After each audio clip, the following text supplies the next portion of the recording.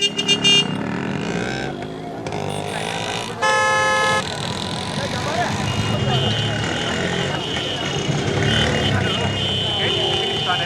പൊന്നാരണ്ണാച്ചി, ഇതിപ്പോ KTC films അല്ലേ?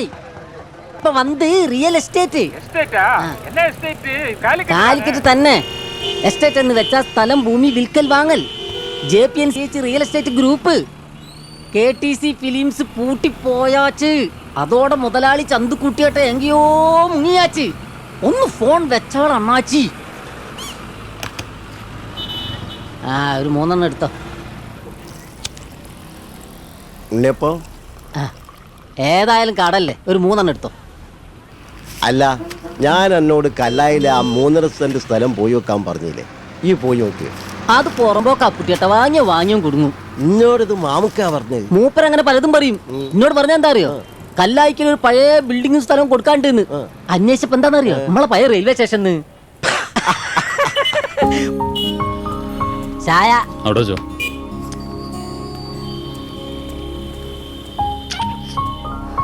ഉണ്ണിയപ്പണ്ടേ? എന്താ ബീനെ വിളിക്കാത്തെ? വിളിച്ചു. ആ പറ. JP, ഞാൻ ഷീല മാഡത്തിനെ വിളിച്ചു.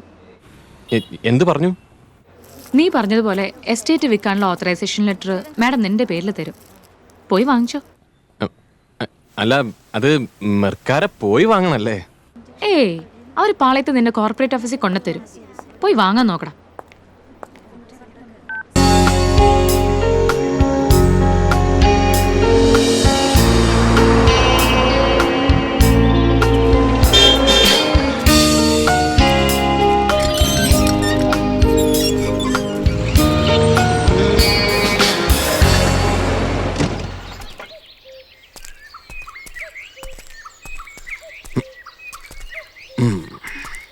കൊള്ളാം. കൂളിംഗ് ഗ്ലാസ് വേണ്ടല്ലേ? ഒരു ജാട തോന്നിയാലോ? മാറ്റിയേക്ക്. ഫിലിം സ്റ്റാർ മമ്മൂട്ടിക്ക് ഒരുപാട് ചീത്തപ്പേരുണ്ടാക്കിയ സാധനം. മോനെ കുട്ടപ്പ, നീ ഇത് വെച്ചോണ്ടിരി.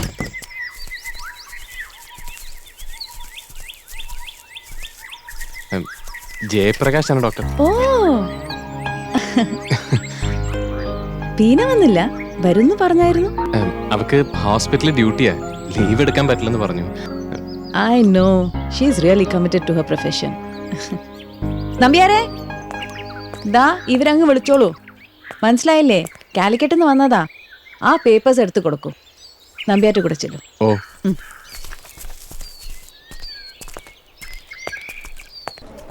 Hello ma'am. തന്റെ ജയപ്രകാശ് വന്നു. കൺഗ്രാറ്റ്സ്.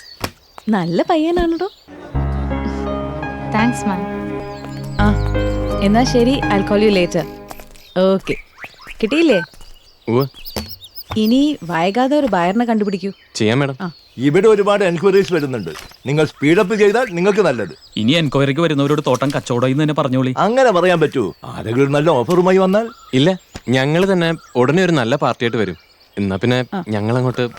ശരി, ഇനി വരുമ്പോ ബീനെ കൂടി കൊണ്ടുവരണം കേട്ടോ. ശരി മാഡം.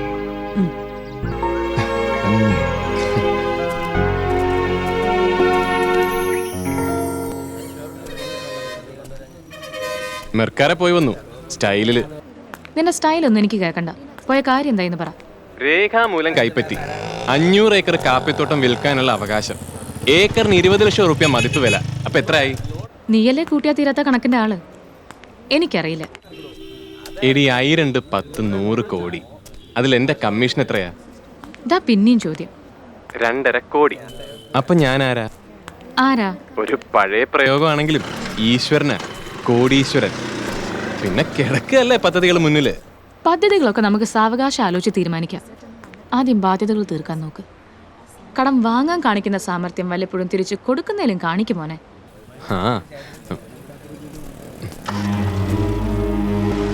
ഒരു മിനിറ്റ്, ഞാൻ അങ്ങോട്ട് വിളിക്കാം. ആരെ? എന്താ വേണ്ടത്? ഈ ഓഫീസിലെ ആളുകള്. ഓഫീസ് എന്ന് പറയുമ്പോ ഈ ഫിലിംസ് ആണോ അതോ താഴത്തെ റിയൽ എസ്റ്റേറ്റ്? ആ അതെ, വരി, കേറിയിരിക്കും. അല്ല, എന്തായിരുന്നു കാര്യം? നിങ്ങളുടെ തൊഴിലുമായി ബന്ധപ്പെട്ട കാര്യം തന്നെയാണ്. വഴിതെറ്റി കയറിയതല്ല. ഓ, അത് തോന്നി. എൻ്റെ പേര് അച്യുതമേനോൻ എന്നാണ്. ഓ എൻ്റെ ഒരു പ്രോപ്പർട്ടി വിൽക്കുന്നതായിരുന്നു നിങ്ങളോട് കൺസൾട്ട് ചെയ്യാൻ വന്ന. ആയിക്കോട്ടെ, കൺസൾട്ടിങ് ഈ അത് തന്നെയാണല്ലോ ഞങ്ങളുടെ ഈ വിൽക്കാൻ ഉദ്ദേശിക്കുന്ന വസ്തു. ടൗണിൽ തന്നെ നടക്കാവില്ല. ഓ നടക്കാവില്ലെന്ന് പറയുമ്പോൾ അവിടുന്ന് ബിലാത്തിക്കുളം റോഡിൽ ഒരു 5 അടി നടന്നാൽ റൈറ്റിലാണ്. റോഡ് സൈഡിലാണ്. 65 സെൻറ്റുണ്ട്. അതിലൊരു പഴയ വീടും. ചേച്ചേ, അച്യുതമേനോൻ സാർ. ആരി? ഹാ, അച്യുതമേനോൻ സാറ്. ഓ ഓ ഓ, ഓ. സാറിന്റെ ഒരു പ്രോപ്പർട്ടി നടക്കാവിലല്ല, സംഭവം വണ്ടിപ്പേട്ട. 65 സെന്റ് ഉണ്ട്, വീട് പഴയതാ. അതൊന്ന് വിൽക്കണം എത്രയും വേഗം. പഴയ വീടാവുമ്പോ വീടിനാരും വില കാണൂല. സ്ഥലത്തിന് വില കാണുമല്ലോ, അത് മതി. സാറിന്റെ പേര് തന്നെയല്ലേ, കൂട്ടുസ്വത്തോ കുടുംബസ്വത്തോ ഒന്നുമല്ലല്ലോ. അങ്ങനെയൊന്നുമല്ല. എൻ്റെ ഭാര്യയുടെ പേരിലാണ് വസ്തു. അവരിപ്പോൾ ജീവിച്ചിരിപ്പില്ല. അല്ല, മക്കളുണ്ടോ? ഈ പാർട്ടീഷനൊക്കെ കഴിഞ്ഞതാണോ? മക്കളൊക്കെ വിദേശത്താണ്. ഓ അവരിങ്ങോട്ട് വരാനുള്ള ഉദ്ദേശമില്ല. ഇത് വിറ്റ് കിട്ടുന്ന പണം അവരുടെ അക്കൗണ്ട് ഇട്ടാൽ മതി എന്നാ. ആ, പേപ്പറുകളൊക്കെ എനിക്കിത് വിൽക്കാൻ അധികാരമുണ്ടോ? ഞാൻ തന്നെയാണോ ഭർത്താവ്? അവർ മരിച്ചിട്ടുണ്ടോ? ഇതൊക്കെയല്ലേ? അതെ, അത് ഈ അടിയാധാരം, മുന്നാധാരം തുടങ്ങി ഏറ്റവും പുതിയ എൻകംബറൻസ് സർട്ടിഫിക്കറ്റ് വരെയുള്ള എല്ലാ രേഖകളും വേണ്ടി വരും. എല്ലാ രേഖകളും റെഡിയാണ്. ഒറിജിനലിൻ്റെ ഫോട്ടോസ്റ്റാറ്റ് കോപ്പി. നിങ്ങൾക്കത് മതിയല്ലോ. ഓ ദാ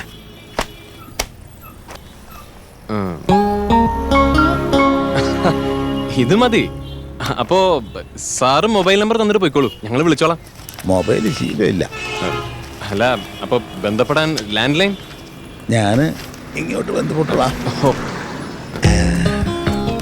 ഇനിയിപ്പം നിങ്ങളുടെ ഒരു അണ്ടർ സർവൈലൻസിലായിരിക്കുമല്ലോ എൻ്റെ വീടും പറമ്പും. ഞാൻ വീട്ടിൽ തന്നെ കാണും. ഓ ആയിക്കോട്ടെ. അപ്പം ശരി.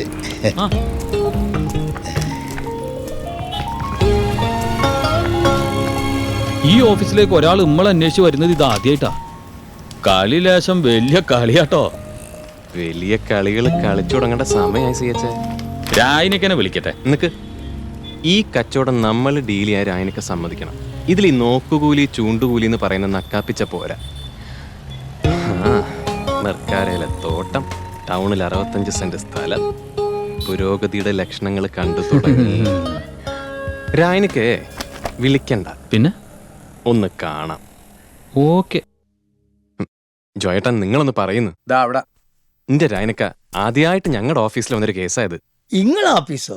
അതെവിടാണ്ട് പകരം അങ്ങനെ ഒരു ഓഫീസ് പാളയത്ത് പാളയത്ത് പച്ചക്കറി മാർക്കറ്റിന്റെ ഉള്ളിലോ? ഉള്ളിലല്ല, ആ കോർപ്പറേഷൻ ബിൽഡിംഗിന്റെ അകത്തെ സിനിമ ഡിസ്ട്രിബ്യൂഷൻ റൂമുണ്ട്. തമിഴ് സിനിമയെ കൊണ്ടുവന്ന് കളിക്കുന്ന അവിടെയാണ് അവരുടെ താവളം. ഓഹോ, ആ ഗുദാമിന്റെ ഉള്ളിലാ? ഗുദാമ? അവിടെ സെന്റിന് എന്താ വില നിങ്ങളുടെ വിചാരം? സെന്റിന് എത്ര ആയിട്ട് കോർപ്പറേഷന്റെ സ്ഥലല്ലേ? എന്റെ രായനക്ക, ഇരുന്നോ ഇരുന്നോ. ഈ വണ്ടിപ്പേട്ട കേസ് ഞങ്ങൾ കൈകാര്യം ചെയ്തോട്ടെ. 4 ഞങ്ങൾ ഉണ്ടാക്കിക്കോട്ടെ. എന്താ ചോയ്യേ? ഞാൻ ആ ബാംഗ്ലൂർ സിറിയക് സാറിനോട് സംസാരിച്ചിട്ടുണ്ട്. പുള്ളിക്കാരൻ ഗൂഗിൾ എർത്ത് വഴി സ്ഥലം കണ്ട് ഓക്കെ പറഞ്ഞിട്ടുണ്ട്. ചെന്ന് വില ഉറപ്പിച്ചു വാ. അതൊരൊറ്റ സിറ്റിംഗിൽ തീരും. ജോയേ, സിറ്റിംഗ് എന്നൊക്കെ പറയാൻ തുടങ്ങിട്ടോ. അബീദേ, അള്ള കാക്കട്ടെ. എന്നാ പിന്നെ രായനക്ക, നിങ്ങളൊന്ന് അനുഗ്രഹിച്ചു വിട്ടാളി. മോനെ ഇവിടെ ഇരിക്കും. മോനെ, നിന്നൊക്കെ വളർത്തുന്നത് വളരെ സൂക്ഷിച്ചിട്ട് വേണം. വിളഞ്ഞ മോനാണ് നീ. ആരെന്റെ ഗുരു? നിങ്ങളല്ലേ? മോൻ മെല്ലെ സ്കൂട്ട് ചെയ്ത് വിട്ടോ. ചെല്ലു ചെല്ലു ചെല്ലു.